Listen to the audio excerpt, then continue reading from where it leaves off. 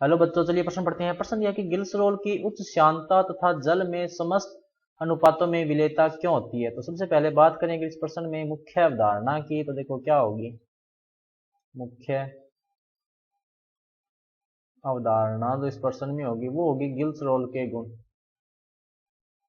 Glycerol के गुण। तो देखो ग्लिसरॉल का सूत्र क्या होता है, कुछ इस तरह से होता है। इसका सूत्र CH2 CH CH2 OH OH OH। अब सबसे पहले अगर अपने बात करें जल के साथ विलेयता की, तो गिल्सरोल व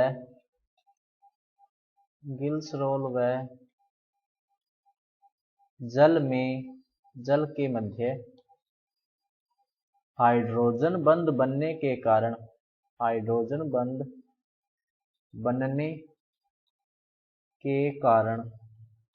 बनने के कारण गिल्सरोल जो होता है, गिल्सरोल जल के समस्त अनुपातों में विलेय होता है। जल के समस्त अनुपातों में विलेय होता है।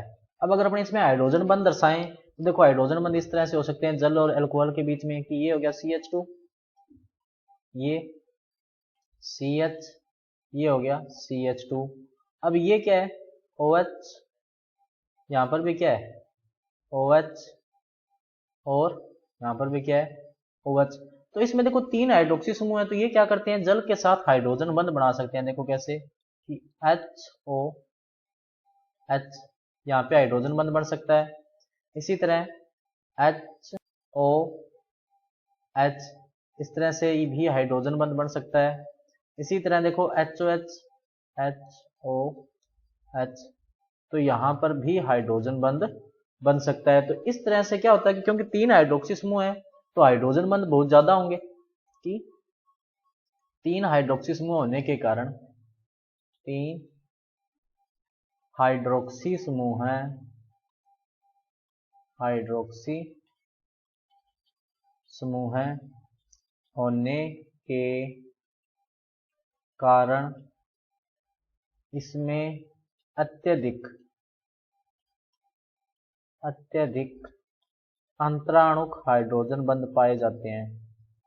अंतराणुक हाइड्रोजन बंध पाए जाते हैं, और इन्हीं हाइड्रोजन बंध के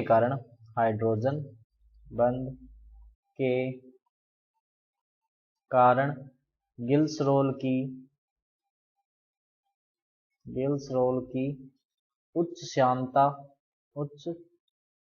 श्यानता व जल में विलेयता होती है। जल में विलेयता होती है। देखो श्यानता तो इसलिए होगी क्योंकि 2 गिल्सरोल के अणुओं में जो है वो 3 हाइड्रोक्सी समूह है, तो तीनों जो है वो हाइड्रोजन बंध बना सकते हैं। तो जिसके कारण क्या होगा उसकी श्यानता होगी। और जब इसको जल में घोलेंगे तो 3 हाइड्रोक्सी समूह, जल के भी तो 3 अणुओं से हाइड्रोजन बंध बनाएंगे, तो उसकी विलेयता भी क्या हो जाएगी, उच्च हो जाएगी। तो बच्चों ये था आपका उत्तर। मैं आशा करता हूँ आपको समझ में आया होगा। धन्यवाद।